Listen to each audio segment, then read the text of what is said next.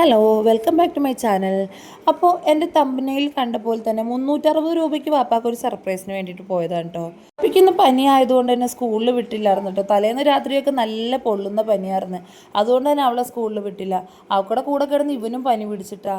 ഇവന് അസുഖം വന്നു കഴിഞ്ഞാൽ ആർക്ക് വരുന്നേക്കാൾ കൂടുതൽ ബുദ്ധിമുട്ട് എനിക്കാണ്ട്. എൻ്റെ മേത്തുനിന്ന് മാറയില്ല. അതുപോലെ തന്നെ കൊച്ചിനെ എടുക്കാൻ സമ്മതിക്കുകയില്ല. എപ്പോഴും കരച്ചിലും ബഹളമൊക്കെയാണ്. ആ സമയം പപ്പി വല്ലയിടത്തും അനങ്ങാതെ കിടന്നോളൂ കേട്ടോ. അങ്ങനെ ഞങ്ങൾ നേരെ വീട്ടിൽ നിന്ന് ഇറങ്ങി. അപ്പോൾ ആദ്യം തന്നെ തത്തേനെ കൂട്ടണം. വാപ്സിനോട് എന്താ കാര്യമൊന്നും ഒന്നും പറഞ്ഞിട്ടുണ്ടായില്ല കേട്ടോ. അങ്ങനെ ഞങ്ങൾ നേരെ അവിടെ നിന്ന് സ്കൂളിലോട്ടാണ് പോകുന്നത്. തത്തേനെ വിളിച്ചിട്ട് വേണം ടൗണിലോട്ട് പോകാനായിട്ട്. അതിൻ്റെ ഇടയ്ക്ക് കൊച്ചുങ്ങൾക്ക് മരുന്ന് മേടിക്കുകയും ചെയ്യണമായിരുന്നു എനിക്ക് പനിക്കുള്ളത്. ഈ ഒരു 2-3 മാസമായിട്ട് പനിക്ക് വല്ലാണ്ട് എന്നെ അങ്ങോട്ട് പിടിച്ച മട്ടാണ് കേട്ടോ. ഒരാൾക്ക് മാറി അടുത്താൾക്ക് അങ്ങനെ കണ്ടിന്യൂസ് ആയിട്ട് മോൻ്റെ ശ്വാസമുട്ടലും കാര്യങ്ങളൊക്കെ കഴിഞ്ഞിട്ട് ഒരു 8 ദിവസത്തോളം അഡ്മിറ്റ് കഴിഞ്ഞ് വന്നിട്ട് വീണ്ടും തുടങ്ങിയേക്കാട്ടോ ഓരോ റൗണ്ട്.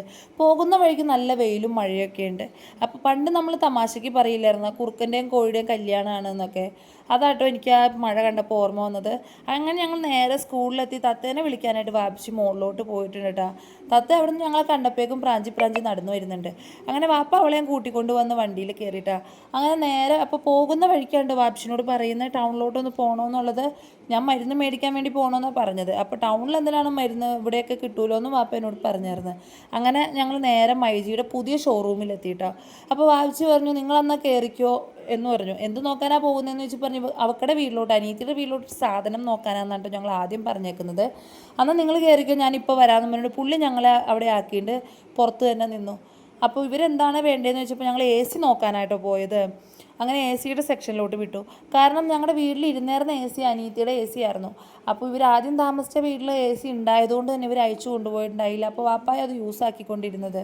അപ്പോൾ ഇവർക്ക് ഇപ്പോൾ എ സി ആവശ്യമായതുകൊണ്ട് അത് അഴിക്കേണ്ടിയും വന്നു. അഴിച്ചു കഴിഞ്ഞാൽ പാകപ്പാടി ഒരു ബുദ്ധിമുട്ട് കേട്ടോ. ഈ ചൂടത്ത് പുള്ളി ഓട്ടോ കഴിഞ്ഞ് പെട്ടെന്ന് വന്ന് കിടക്കുന്നതല്ലേ ആ മുറിയിൽ. അപ്പോൾ നമ്മളിത് ഉപയോഗിച്ച് ശീലിച്ചിട്ട് പെട്ടെന്ന് അതില്ലാണ്ടാവുമ്പോൾ കുറച്ച് ബുദ്ധിമുട്ടല്ലേ. കാരണം നല്ല ചൂടുള്ള കാലാവസ്ഥയിൽ പിന്നെ അതുപോലെ തന്നെ മേളിൽ താമസിക്കുന്നു. അപ്പോൾ അത്രമാത്രം ചൂടുണ്ട് മുറിക്ക്. പിന്നെയെന്ന് പറഞ്ഞു കഴിഞ്ഞാൽ ഈ ഓട്ടം കഴിഞ്ഞ് ഉച്ചയ്ക്കൊക്കെ വന്ന് കിടക്കുന്നത് ആ ഒരു ഇതിലൊക്കെയല്ലേ.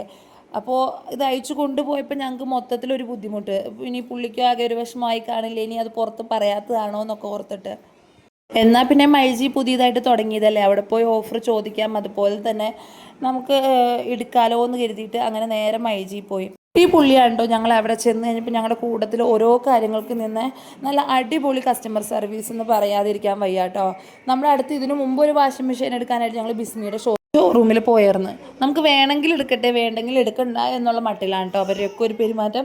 അങ്ങനെ പുള്ളി ഓരോ എ സിയുടെ കാര്യങ്ങളും പറഞ്ഞു തന്നു. അതുപോലെ ഇന്നത് ഉപയോഗിച്ച് കഴിഞ്ഞാൽ ഇത്രയ്ക്ക് കൂളിംഗ് ഉണ്ട്, അതുപോലെ പവറിൻ്റെ ഇതിൽ സേവിങ് ഉണ്ട്, അങ്ങനെ ഓരോരോ ഡീറ്റെയിൽസ് നമുക്ക് വിവരിച്ച് തരുവാണ് കേട്ടോ. കൂടാണ്ട് അതിലിട്ടേക്കുന്ന MRPയിൽ നിന്നും മൈജിയുടെ സ്പെഷ്യൽ ഓഫർ ആണെന്ന് പറഞ്ഞിട്ട് അത്യാവശ്യം നല്ല രീതിക്ക് ഡിസ്കൗണ്ട് ഇട്ട് തന്നെയാണ് കേട്ടോ നമുക്ക് തന്നത്. അപ്പോൾ ഞങ്ങളത് ഗിഫ്റ്റ് കൊടുക്കാനാണ് എന്ന് പറഞ്ഞായിരുന്നു. കാരണം വാപ്പ അറിയില്ലല്ലോ. അപ്പോൾ അവർക്ക് ഇൻസ്റ്റൻറ്റ് ഡെലിവറി ഇല്ല. അപ്പോൾ ഞങ്ങൾക്ക് 2 പേർക്കും 2 വഴിക്ക് പോകാനുള്ളതാണ്. അവരെന്നാലും മാക്സിമം നോക്കാമെന്ന് പറഞ്ഞു കേട്ടോ. അങ്ങനെ അവരുടെ ഓഫീസൊക്കെ ആയിട്ട് സംസാരിച്ച് അവർ പറഞ്ഞ് 2 ദിവസത്തിനുള്ളിൽ ഡെലിവറി ചെയ്ത് തരാമെന്നാണ് ഞങ്ങളോട് അവിടെ വെച്ച് പറഞ്ഞു കേട്ടോ. ഇവർ രണ്ടാളും കൂടി വന്നിട്ട് വലിയ ശല്യമൊന്നുമില്ല കേട്ടോ. കാരണം അവന് വയ്യാത്തത് കൊണ്ട് തന്നെ അടങ്ങിയിരിക്കുക കിട്ടിയ സീറ്റിൽ. പിന്നെ അവിടെ ഇരിക്കുന്ന TV-യിലെ ഡിസ്പ്ലേയും ആ കാര്യങ്ങളൊക്കെ നോക്കിയായിട്ട് അവരവിടെ അടങ്ങിയിരിക്കുന്നത്. ബ്ലൂ സ്റ്റാർ നോക്കിക്കഴിഞ്ഞാൽ ഇപ്പോൾ അതിൻ്റെ സ്റ്റോക്കില്ല, അത് വരാനായിട്ട് 2 ദിവസം എടുക്കുമെന്ന് പറഞ്ഞു. അങ്ങനെ പിന്നെ LG ആണ് നല്ലതാണെന്ന് പറഞ്ഞിട്ട് അങ്ങനെ LGയുടെ ലാസ്റ്റ് ഫൈനലൈസ് ചെയ്തിട്ടാണ്.